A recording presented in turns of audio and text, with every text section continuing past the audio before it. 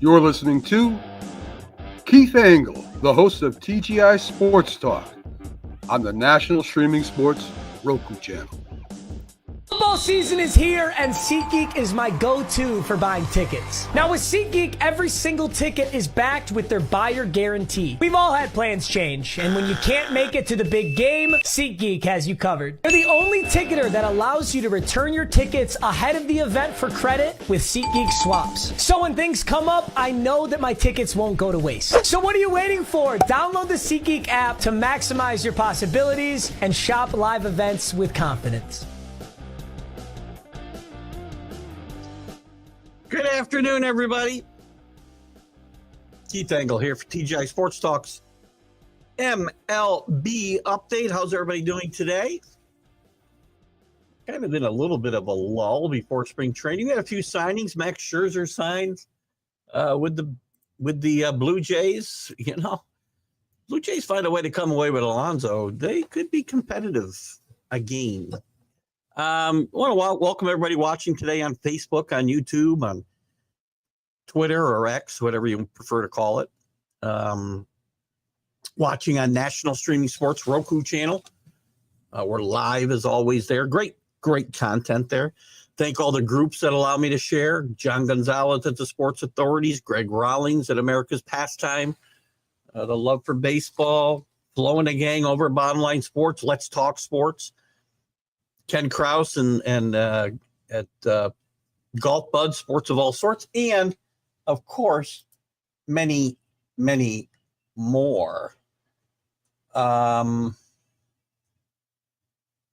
a little distracted by something at work. What else? This morning, thanks to William Atkins for popping in, and please check out his podcast. He's going to send me some links to it, and we'll certainly share that. I found out this week he does a podcast out of Pittsburgh, focusing on Pittsburgh sports, and I think he's got a little bit. They may have a little bit of a national touch as well. He does several different podcasts, so thanks to him. And just an FYI, this show will likely be on hiatus. There'll be something maybe in this time slot on Roku, if not on the TGI Sports Talk page. We'll put up some replays of interviews or whatnot. As I'll be on vacation and then tied up with work the next 3 Fridays. So we're going to be on hiatus a little bit. When we come back, we'll be full flush into spring training. And looking to do our MLB update, or I should say our MLB update preseason outlook, which we'll do with our esteemed colleague, Drew Ehrlich. He and I have done this now for, 4 years running, maybe. We'll have some fun with that. We'll probably do it on an evening outside of this show, because we usually take a couple hours to do that. So I'll let you know when that's coming. And then there'll be some notes about some of the other shows as well and when we'll do it. We're going to do the Sunday Stream of Consciousness no matter what on vacation, and some of the other things will be a little bit up in the air. Quick shout out to Ralph Williams at RW Media, by the way.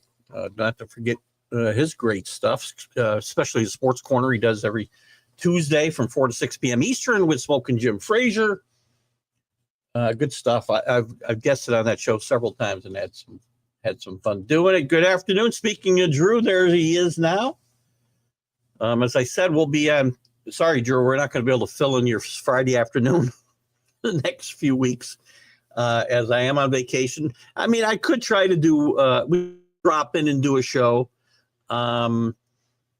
We'll see how it goes. I'm trying not to tie myself down, except for the Sunday Stream of Consciousness, and maybe probably only that, quite frankly. So the next 2 weeks we'll be away on vacation, and then the following week, I might be able to do the show the following week. It all depends. Work is coming into play for now. But we'll talk more about that. So what's going on in the world of baseball? What do we got? Scherzer signs with the Blue Jays, $15 million. Could be a good gamble. Listen, 1 year, if Scherzer pitches anywhere close to his norm, which I wouldn't expect to be anywhere close. Look, if he pitches to what, 3/4 of his norm, is he worth $15 million for a 1 year contract? It's a good gamble, in my mind. The Rays agreed to a 2-year deal, $29 million with Ha-Sung Kim, formerly with the Padres. Gold Glove winner, decent stick. Maybe the Rays will have to be somebody to watch as we go forward this year. We'll see. Looks like Polanco will stay with the M's on a 1-year deal. He'd been mentioned with the Yankees previously. They still are looking to fill a middle, I should say, a second base or a third base spot. Reds acquire Rogers in a trade with the Giants. Estevez signs with the Royals. An interesting, I find it interesting, and I want to get into this a little bit. We can talk about anything you guys want to talk about as well.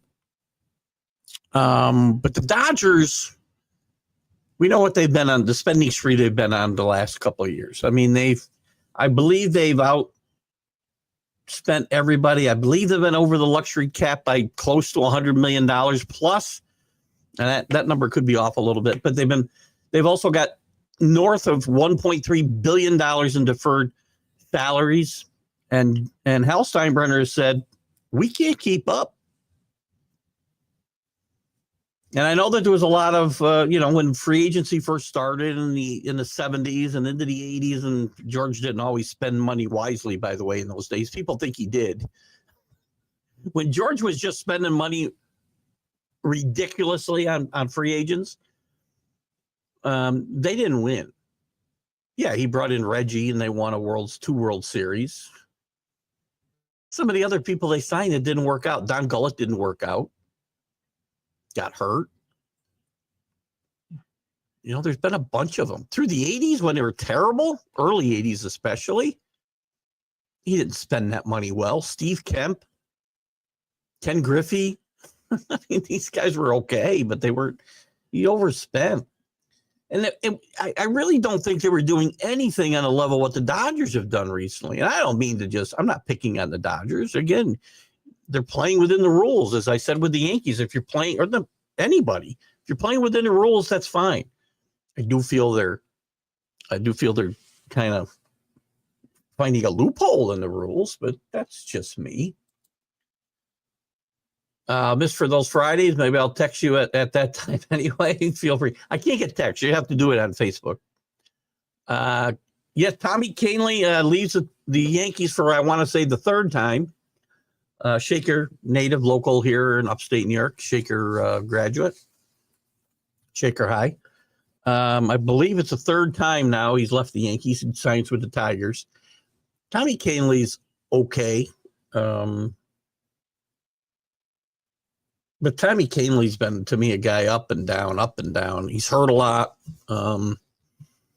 He had a really good strikeout ratio for a long time. I don't know that he can throw the way that he used to after these injuries. And he's either pitching great or he's getting knocked all over the ballpark. Another good catch, Ryan Presley gets traded to the Cubs. The Cubs and the Astros have done a lot of trading this off season. It's going to be interesting to see what Presley does. I'm not one that thinks he's one of the best closers out there, but the man has some experience, and you can never have too many arms in a bullpen. Also, I saw yesterday that some teams, and I didn't see, let's see if it's still up here. It's not there anymore. Lance Lynn, who, by the way, pitches well, or pitches decently everywhere but when he was a Yankee. And he also looks like me in a baseball uniform, I just want to say. There's some interest in him as a closer. I saw the headline last night, and I never did open up the article to see who it was that was interested in him as a closer. Who knows? Some of these guys have late career transitions and have done well. Dennis Eckersley, John Smoltz, Dave Righetti. Go ahead and pick the Dodgers in your evil. I'll pick on the Dodgers. I don't know if it's good for baseball or not. And I don't really think, I don't know, Drew, you can tell me if I'm, I usually think I'm pretty self-aware, but I don't think it's this, and not be hypocritical. I try not to be, and then I guess it's hard in the world of sports sometimes. I can't believe what I've unleashed here in this chat. It's unbelievable. Oh my God. Anyway, I'm sorry. Anyway, I don't think I'm being hypocritical when I say this doesn't feel like what the Yankees did in free agency. Yes, they spent money liberally. I don't remember them ever bringing in prizes like Freddie Freeman, Otani, Yamamoto from Japan, now Kazaki from Japan, and well, they traded for Mookie Betts, but I don't know that I've seen this type of top, again, Yamamoto maybe. I still think he'll be one of the better pitchers in the National League this coming year. I think Kazaki could be. I don't remember the Yankees bringing it that level at the price that they paid. I don't know. Maybe I'm wrong. I'm surprised Soto didn't end up there. Lance Lynn does have more hair than me. This is true. But other than the hair, you put a hat and a baseball jersey on us both, or uniform, I guarantee you I look just like Lance Lynn out there. Or he looks like me, and that's not a good thing. I'm not saying that's good. Oh, my God. But here's the other thing, too. Prosecutors push back against, oh, my God. I'm reading this article, too, about the feds. No evidence. Oh, wait a minute. That's not the article I had here. Oh, yeah. So federal prosecutors are disputing a claim by Otani's former interpreter that he stole from the slugger to pay back massive gambling debts, saying there's no evidence that he suffered from a gambling addiction before he started draining the Dodgers star's bank account. Then what do you need the money for? Did he just steal it? Did he decide to steal from him? All reports are he doesn't have, $4 million or whatever the final number was in his bank account.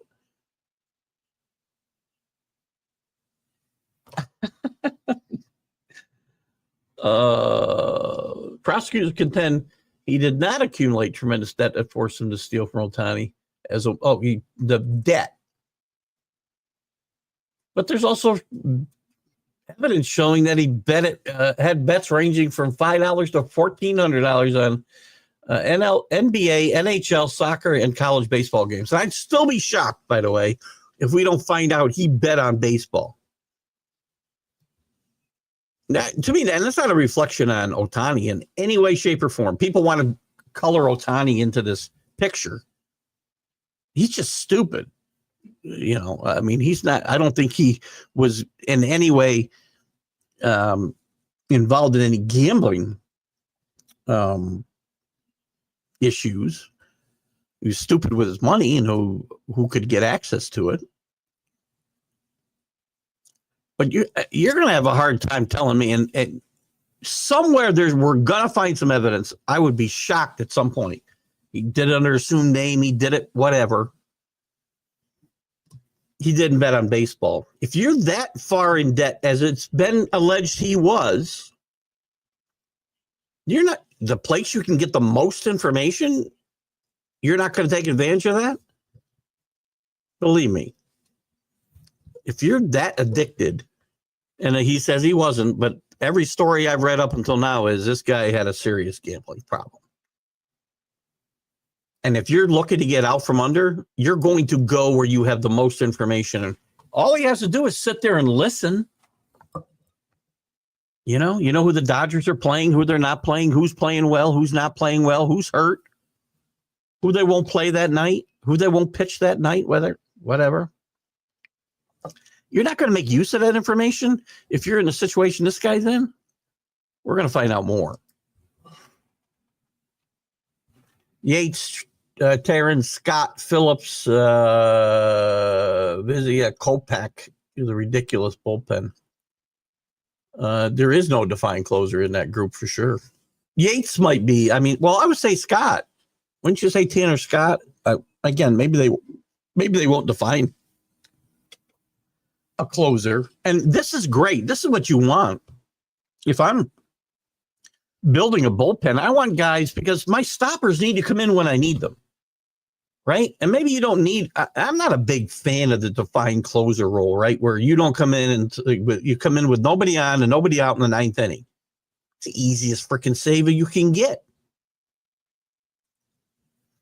That's why I prefer closers back in the day when they actually pitched 2, 3, 4 innings. Sparky Lyle pitched 5 in a third inning, 5 2/3 inning in a playoff game and came back the next day. These guys are baby today, but I want to see them in the game at the highest leverage situation. The game may not be on the line in the ninth inning when you come in with a 3-run lead and get a save with nobody on base. When the game is in danger of being lost is in the 6th inning, the 5th inning, could be the 4th inning. And the bases are loaded and there's nobody out. My pitcher is just getting hammered. Why would you bring in somebody other than your best pitcher to face that situation? I never understood the way I understand it. But if I was running a team, I'd be bringing guys in the way we used to bring them in, the way that Weaver brought guys in, the way that Billy brought guys in. The dangers right now, 4th inning, 5th inning, doesn't matter the inning. What matters is the game situation. Again, I'll go back to forever. And by the way, Sparky didn't often pitch 5 innings, but he often pitched 3 innings. He also Gossage, Fingers. These guys came in with the bases loaded and nobody out. Those guys were workhorses. These guys today, that's why, to me, closers are a dime a dozen.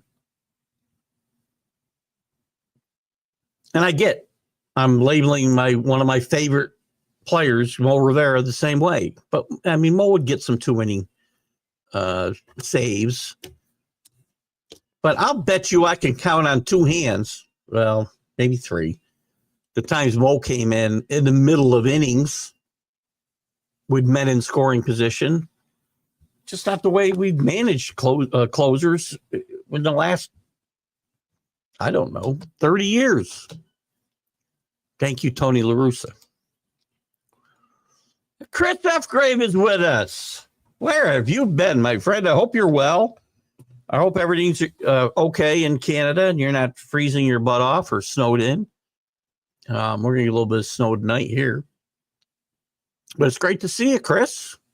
Drew has had to pick up the birthday salutes here on the show. As you have been conspicuous by your absence. So I hope you're doing well, my friend. Good to see you. And your Blue Jays, although I know you did tell me you were, a closeted Yankee fan. But your Blue Jays, listen, maybe, I don't know. To me, I'd have fired the manager last year. I've talked about this forever. I'm not sure how they didn't. And I believe they also undercut Donnie Mattingly's responsibilities a little bit within the organization. They should have fired Schneider and hired Donnie as a manager is what they should have done. There's by the book prejudice against lefties as closers generally, so Tanner Scott will be sharing it at best. Well, is there a by the book president? There's been really good lefty. I just mentioned 2 of them, Righetti and Sparky Lyle. Again, I will agree 100% that, the majority of the great closers have been right-handed. Some of the greatest seasons we've seen from lefties have been from relievers have been from lefties, right? Sparky Lyle won a Cy Young. Willie Hernandez won a Cy Young and MVP in the same season. So I don't understand, this prejudice. I get it. There's more right-handed hitters or whatever. Getty was a really good closer. Trying to think of some others, but you're probably right, Drew, because I'm having Al Hrabowski. It is hard to come up with a more than a few. I don't know where that by the book prejudice comes from or why. But if I'm again, here's the thing. I'm not a by the book kind of guy. You can't just, and again, that's why we have closers put in the positions they are today, the easier save, right? I don't come in unless there's nobody on base and there's nobody, it's a started inning. That's the only time I come in. Rays and Ka is all what Ka? What's that?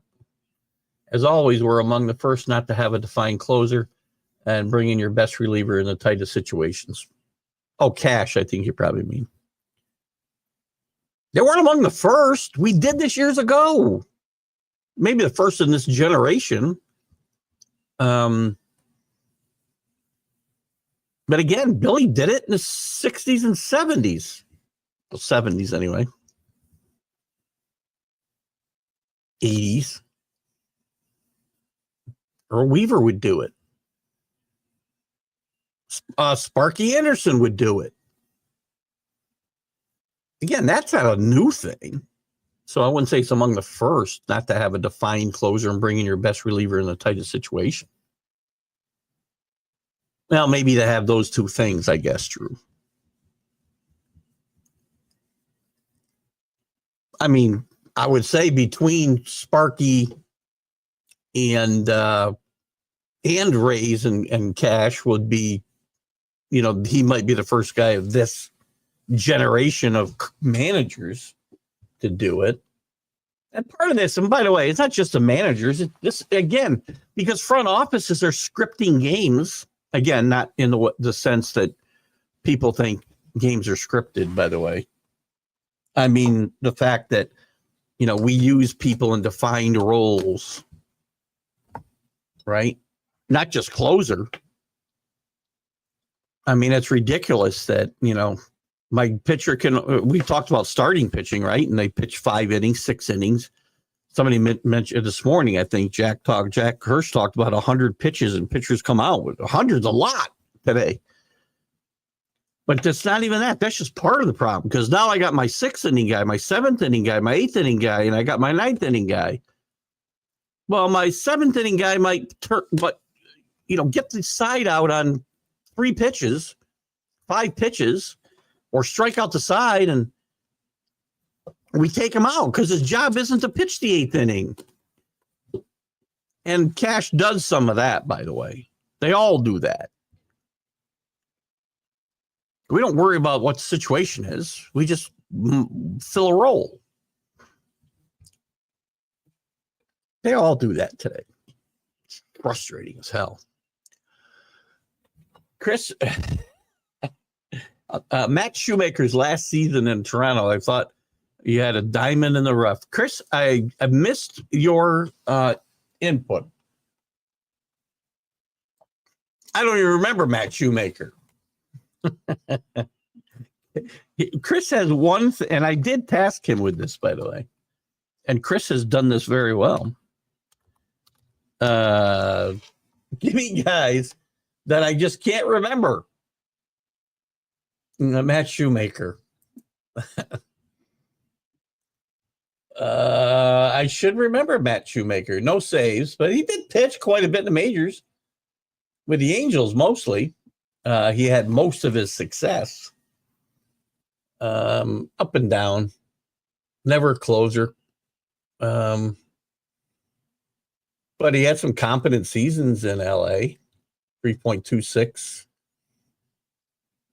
Finished 5 games. 136 innings. Not so much with Toronto, though. Well, I guess his first year with Toronto was okay. But now he pitched 28 innings. really bad as last year with Toronto, even worse with Minnesota the last year. So Chris, this is what I've missed. Actually got to look guys up. Well done. Actually, the Royals bullpen looks pretty good too. Carlos Estevez just signed this week, as I mentioned. Lucas Ursage, Hunter Harvey, and John Scherber. Yeah, look at bullpens. And here's the problem. Or not the problem. Bullpens are so important today. I like the Yankees bullpen, by the way, because everybody backs up. Right? Weaver gets to back up out of the ninth inning role with Williams there. Williams got nasty stuff. Weaver, if Loizaga is healthy, we've got him. They bring back Hill. Who am I missing? Who am I missing there? And I can't go there for my I can't go there for my depth chart because it won't be complete. Who's my other guys here? Oh, maybe they've updated it. I doubt it. They're horrible. They're better. Ian Hamilton, Fernando Cruz, and watch out for Clayton Beater, by the way, with the Yankees this year. There's a name to watch out for in that bullpen. I like the Yankee bullpen. Again, Canley, maybe he'll be missed, maybe not. I still like that Dodger bullpen a lot better. This Royal bullpen, I think, will be good. But bullpens are like, we never know. You never know because relievers are so up. Most of them are so up and down. We've seen that forever. I mean, Texas had a great bullpen 2 years ago when they went to the World Series and won a World Series. And this year was not, or last year was not that good. 2 years ago, they won. Good afternoon, Dave Guyette. How are you? Spring training starts with pitchers and catchers. Oh, excuse me. On the 15th, I'll be on a cruise, but we will certainly get caught up when we get back. Yes. I'm excited for the Yankee season. There's our boy, JB. How are you? JB in the Back It Up Binge podcast. Catch his stuff on YouTube. You got to find a way to come into the Sound Off show once in sometime, JB, when I'm bringing people into the studio to air their gripes. We're going to do that every Friday, last Friday of every month. Jim Beringer will be on to talk some NHL, and then we'll continue with the Sound Off tradition, and then we'll try to fill in.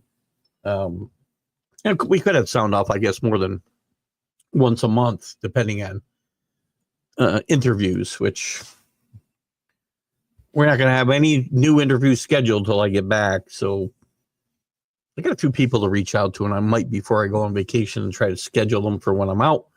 But we'll see how that goes. Good afternoon, Rick Sherlock. Good to have you with us, buddy. Up in Amsterdam. Dave Guyette up in Amsterdam. Drew in Waterford. Chris in the northern parts of Canada. He beat you, Chris.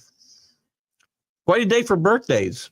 I always like to, again, and Chris would be very good at this. Some big names here. We start at the end. Nolan Ryan. Nolan Ryan is still my favorite starting pitcher of all time and always will be. Anybody who tells you Nolan Ryan doesn't belong in a Hall of Fame doesn't know baseball. I'm telling you, they just don't. Ernie Banks. Classy guy. Great player and a classy guy. And Jackie Robinson, very important, obviously, to the history of this ball game. So many birthdays, I covered up my face. Who else we got here?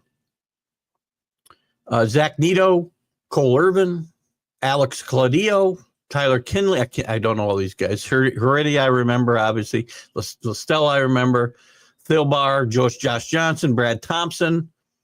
I think I just picked him up in a strat in my one of my mystery league Stratomatic teams. Betancourt, Rafael Santana, former Yankee and Met. Ted Power pitched with the Reds. I know Fred Kendall, father of Jason Kendall, if I'm not mistaken, and a catcher back in the 70s. Bob Apodaca, a decent pitcher and a better pitching coach. Hank Aguirre, and of course, again, Nolan Ryan. I hate when guys hate on Nolan Ryan. John Gonzalez, happy birthday to John Gonzalez at the Sports Authorities. John, I want to let you know, I'm having trouble. I wanted to donate to your birthday cause, and I couldn't do it. I've tried twice now. I know that Danny Fuller, who isn't with us today, had posted your thing on his page. I tried to do it. And then when I wished you a happy birthday today and ended up on your page, I tried to do it. I wasn't able to donate, just so you know. I still like to do that. So I don't know if you want to check that out or not, but it's great to have you with us, and happy birthday, my friend. I don't want to guess how old you are. I think we had this conversation not long ago. Let's all say happy birthday. Thank you. Let's all say happy birthday to Gonzalez. Someone said it was today on the Sports Authorities. Many people said it today on John Gonzalez's personal page, and I'm sure on the Sports Authority. So again, happy birthday, John. And John does a tremendous job. I think Drew knows he's joined, and a lot of you guys, a lot of our followers have followed me and followed John over to the Sports Authorities. He does a great job there. One of the best admins out there. Welcome back, Chris. As Rick had said, we have missed you for a bit. And hopefully you're back for a little bit. Yes, it is. You're welcome, my friend. Many, many, many, many more. Oh, what else we got going on in the world of baseball? I just watched a documentary on Nolan Ryan, and I got to tell you something. Nolan Ryan is a freak of nature. And anybody, I hate the guys who think he doesn't belong in the Hall of Fame. And my favorite video of all time is him beating the bejesus out of Robin Ventura. All us old guys ought to love that. Louis, interesting too. We were talking about moves, and the Reds had brought in a couple of players. Wade Miley this week, I think, and a couple other players who were Austin Hayes, I believe, but not before they tried to get Louis Robert from the White Sox. They could not come. They could not find any common ground there. So that's kind of interesting there as well. Any predictions on how to? You know what? Yeah, I might predict he'll get hurt. It's a pretty safe bet, right? I mean, if history says anything, he's going to get hurt. Where is he? On the third year of his contract, I think. I mean, how many games has he actually pitched for the Rangers? And listen, it's a shame. Jacob deGrom is a great pitcher, a really good talent, not really highly drafted, if I remember right. But the guy just can't stay healthy, and it's a shame because when healthy, he's one of the most exciting players in baseball. But he's not going to stay healthy. I told Alan Perales this when he signed with the Rangers. They should never have signed him to the contract they signed him and guaranteed him all that money. Not because he's no good, but because he doesn't pitch. He's pitched 9 games the last 2 years. 9 games. Since he got to the Rangers, 9 games. What's his contract? Let's see if it's here. I want to say $160 million. Sometimes they give us the, here we go, right here.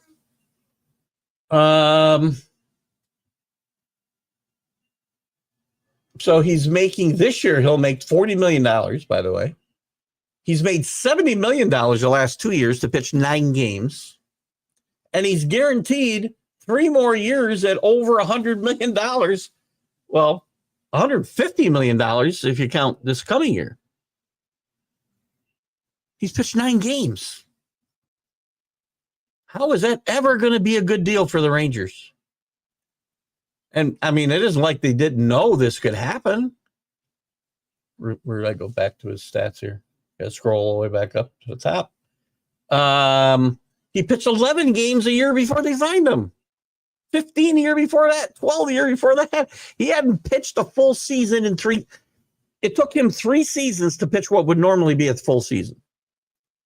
Now, he was healthy the 3 years before that. And it's a shame because when he's good, he's really good. When he's healthy, I should say, he's really good. He's won 2 Cy Young Awards and top 10 in the MVP voting 3 times or 2 times. Besides his 2 wins, he's been in the top 10 in the Cy Young 4 other times. But the man hasn't been healthy since 2019. When are these guys going to learn? And by the way, there was plenty of red flags here.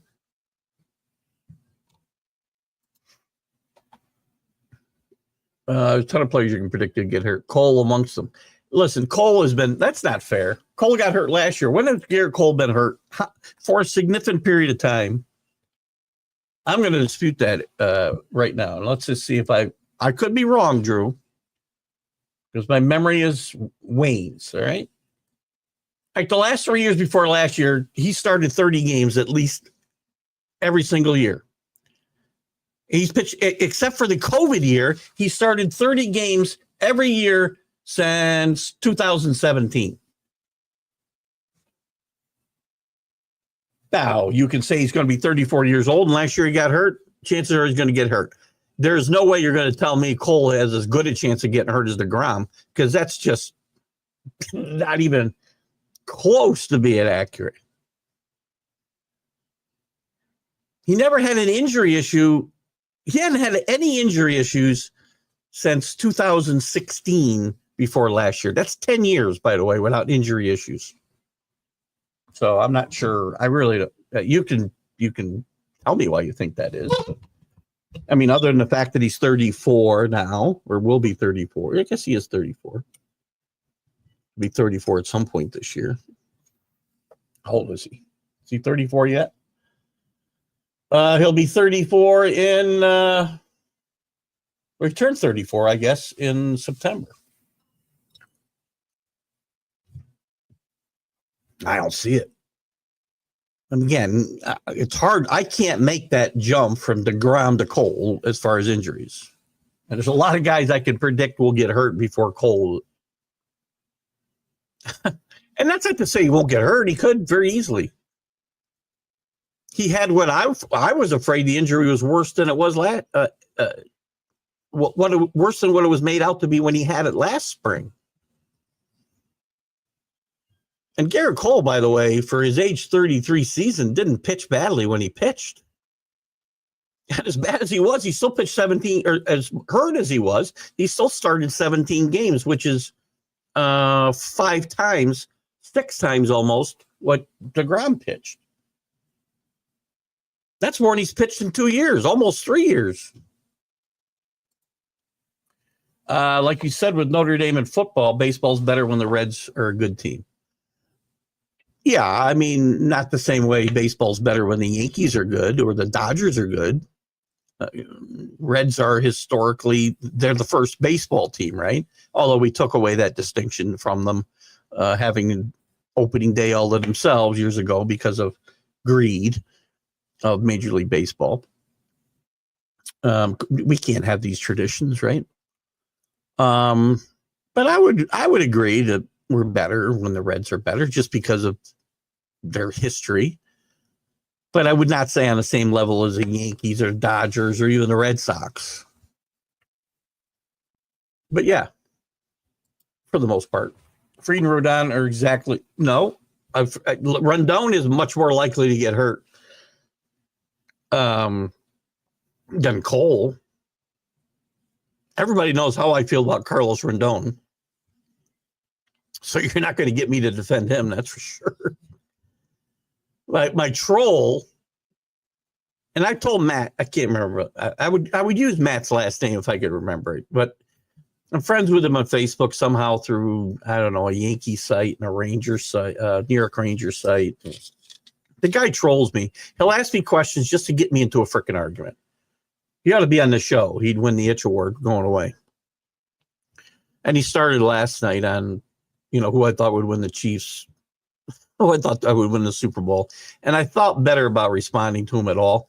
But he was asking me about the Carnival of Venezia, which we've been on twice in the last year. And I told him I loved it. It's not for everybody, for sure. I mean, it's a much different carnival ship than others. We loved it, though. So we have these discussions, but he starts with he gets me into like lulls me into a false sense of security, and then he'll hit me with some troll BS like the refs in Kansas City last night. He does this with the Yankees all the time. He'll ask me about a guy, I'll give him my opinion, and then he'll give me all these reasons why I'm wrong. And guess what? I've been right almost every single time. He loved Carlos Rendon. I said he'll suck in New York. He's got an injury history. He didn't pitch well in Chicago. He's got one good year out of like 5. He won't handle New York very well, which also was proved out to be true for the most part. I will say when he was healthy, he pitched okay last year. But to me, I proved out to be right. But he forgot all about that, And the other one was Soto this year. Asked me, what about Soto? I said, I don't care if Soto stays or goes. In fact, I'd be happy if he went because I got $700 million to spend elsewhere. And he said, no, we need him. And I talked about how he's a one-dimensional player and blah, blah. Everything I say here. I tell the guy, come and watch the shows. I don't have to have all these conversations here. But as soon as Soto signed with the Mets, he's like, we never wanted him anyway. Right? My God. And Fried, I guess, had an issue last year. But again, listen, 1 year, I don't think is a track record. I got to check. I do have to check his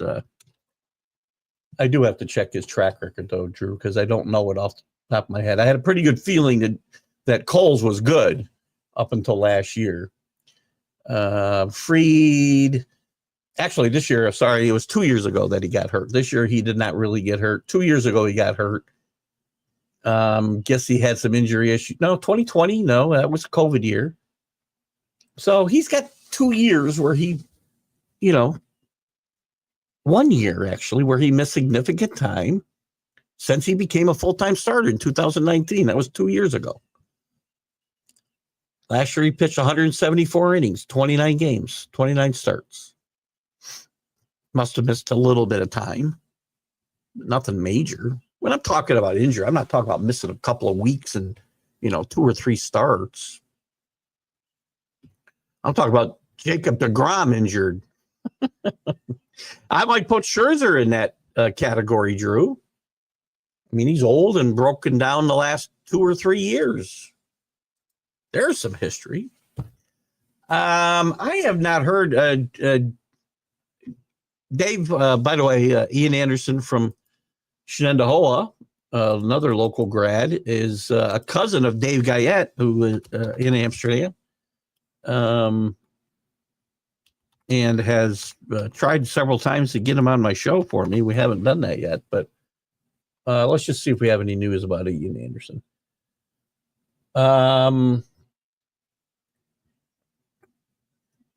Here's an article from a day ago on Major League MLB.com.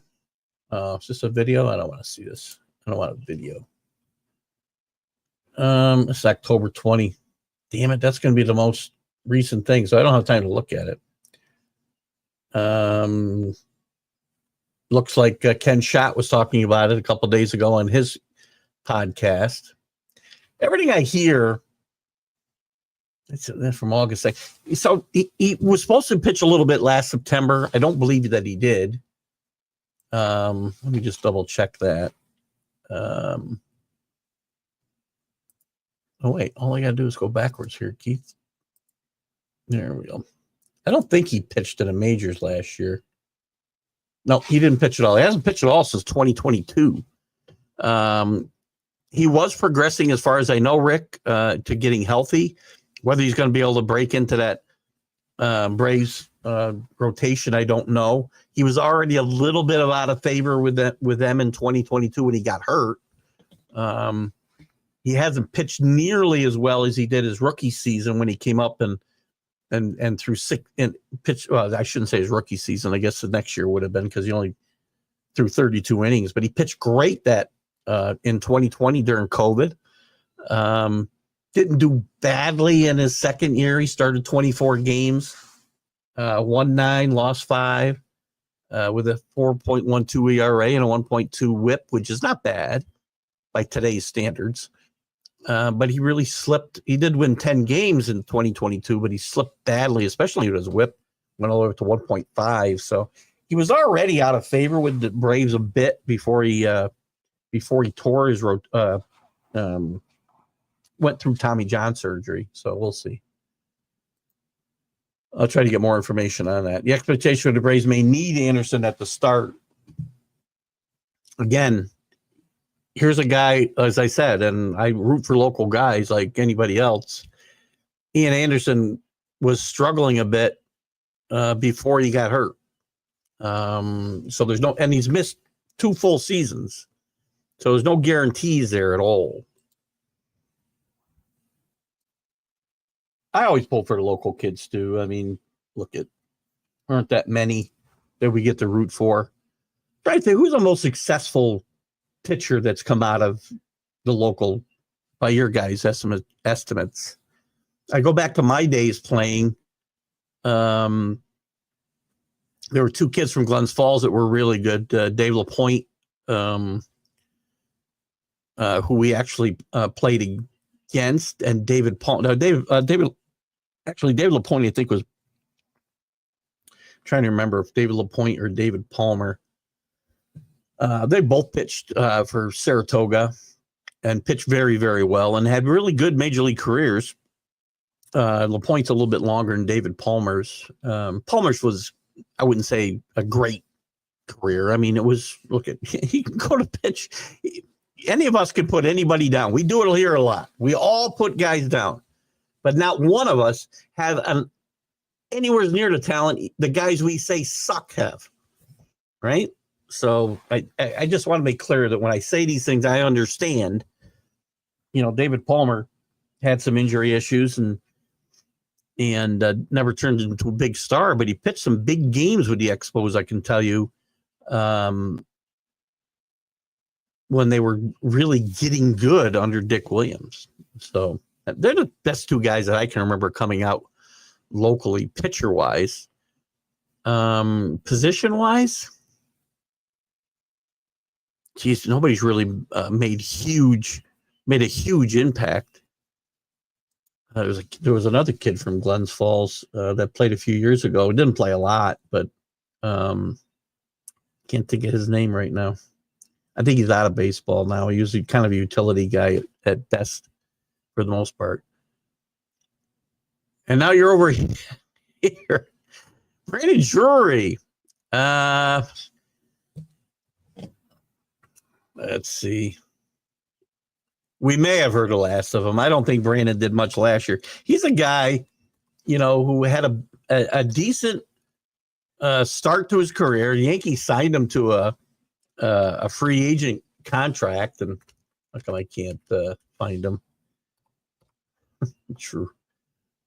Where are you, Brandon? If I could spell his name right, I could probably find him. I'll find him. Bart, why can't I put Brandon in? What the hell's going on? I give up. I can't do it. I can't type his name. There we go. He's not coming up. How do you spell his freaking name?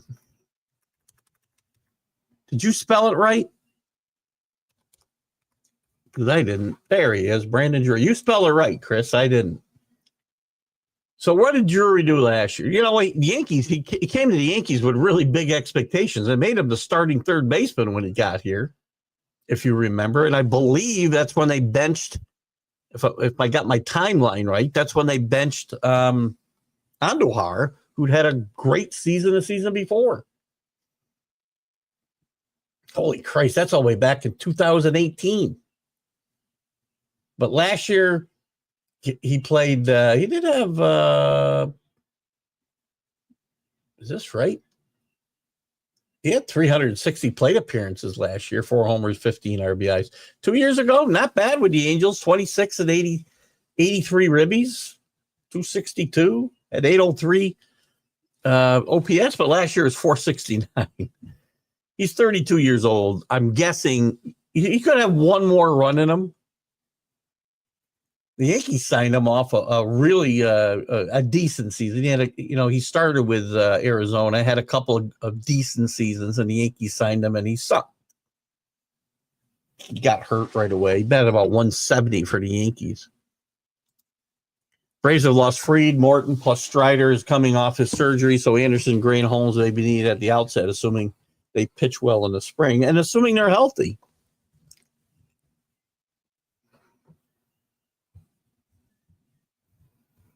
Bob Tewksbury, was he a local guy?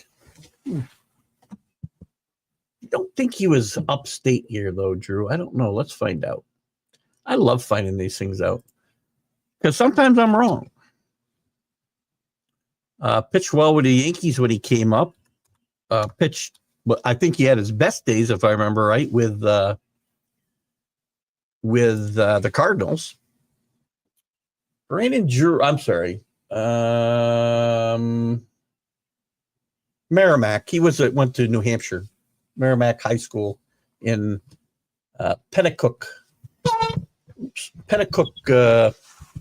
New Hampshire. So northeast, but not up here for sure. Yeah. It's about the only team Drury could probably make right now. You can't. I mean, you have to really be bad to get a 429 or whatever OPS he had. I mean, under 500. How do you do that? You go up there with a freaking piano leg and do better than that. Now, this is again when I say Brandon Drury's got more talent right now at 31, washed up in the major leagues than I ever would have had. I understand that.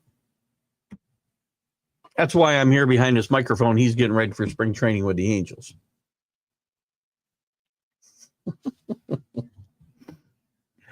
I'm assuming he's with the Angels. I'm going to take Drew's word for that because I haven't tracked him very well.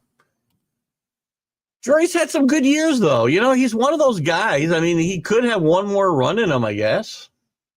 I lost his stuff now. But he could have one more run in him. I doubt it's going to be any good, but he could. Farm system rankings. I don't care about all that crap right now. I really don't.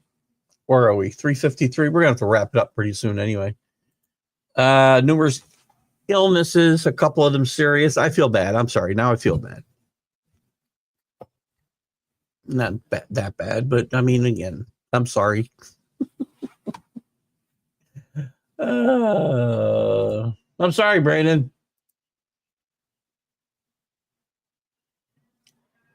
Who was that other guy that used to called Brandon? Oh, right. Never mind. I mean, he had a couple good years. Like I said, he had 28 homers and 87 RBIs with two teams in 2022, the Reds and the Padres. That's not a bad year. He hit 263. His OPS was 813. 2020, I guess those were his two best years, right? 22 and 23. So he's 1 year removed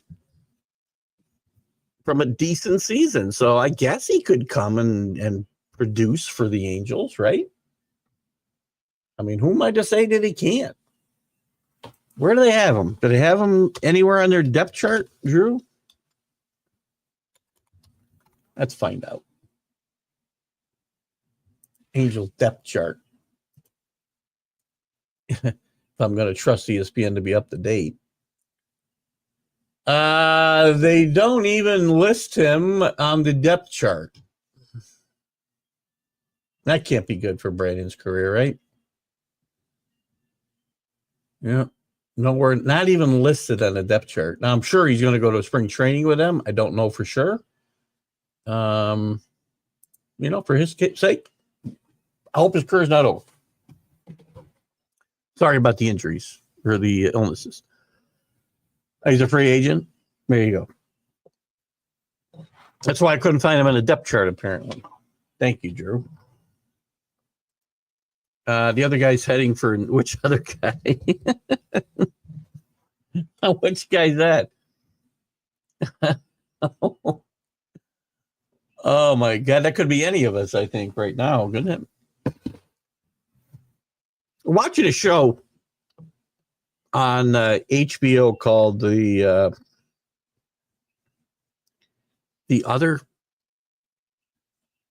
Inside Man. Or The Inside, I think it's The Inside Man with Ted Danson, where he's a retired professor and he plays for an ad from a private investigation firm to go undercover in a old folks home. But like this place has to have been like $1 million buy-in and probably cost about $50,000 a month when you take a look at it. Watch it; it's pretty funny. It's really witty, well written. If you like all of us, we like to see some of the old faces. Sally Struthers is in this show. As I said, Ted Danson. The woman who played Roz on LA Law is in it. There's a couple other people that are not coming to my mind right now, but it's really witty. My wife wanted me to start watching it, and I haven't really liked Ted Danson since Becker. A lot of people didn't think he has done anything good since Cheers. I liked Becker. Because I kind of like Becker. If you haven't watched the show, maybe check out a couple episodes. And he did. Drew's the Inside Man, right? My wife was telling me this morning that they did renew it. We just caught it. I didn't know it would even been on. I'm guessing now that it aired a little bit ago, maybe early in 24. I don't know, or sometime in 24. I did see it was renewed for another year. It's really kind of it's very witty. And he plays the part so well. I'm assuming you watched the whole season. Please don't give me any spoilers, Drew. I think we're about halfway through. I find it very entertaining. Watch another good show with Ray Romano. And I know we got to wrap this up. I'm giving my TV shows. It was called No Good Deed, I think it was. That's also on Netflix. It's only like 5 episodes. It's a very dark dramedy, and it's really, really good. Ray Romano, the girl from Friends. I know that's not helpful. I can't think of it. Lisa Kudrow, and a comedian whose name I also can't think of right now, who's very funny. He's kind of an acquired taste, but he's very good in this part. It was a very good show. But check that out. If you haven't, guys, you got that from me. I think it's 5 episodes. I think maybe 6. I don't know. Very short, very good. So from a comedy standpoint, there you go. From a drama standpoint, we're watching Lockerbie right now on Peacock with Colin Firth. Also very good in a different kind of way. Thank you, Drew. We'll see you when I get back. Yes. Well, I'll see you. Well, maybe we'll see you Sunday morning.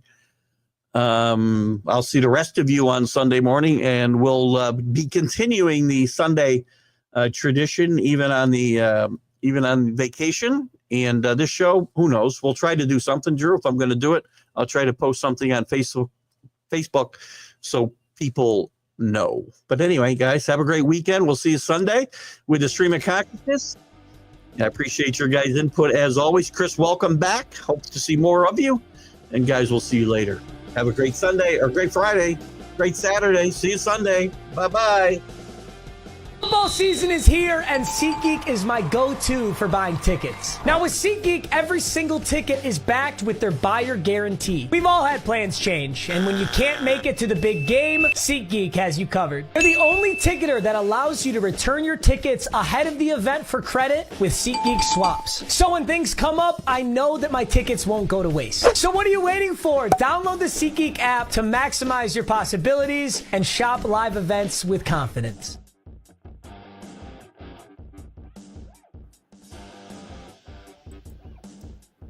You're listening to Keith Engle, the host of TGI Sports Talk on the National Streaming Sports Roku channel.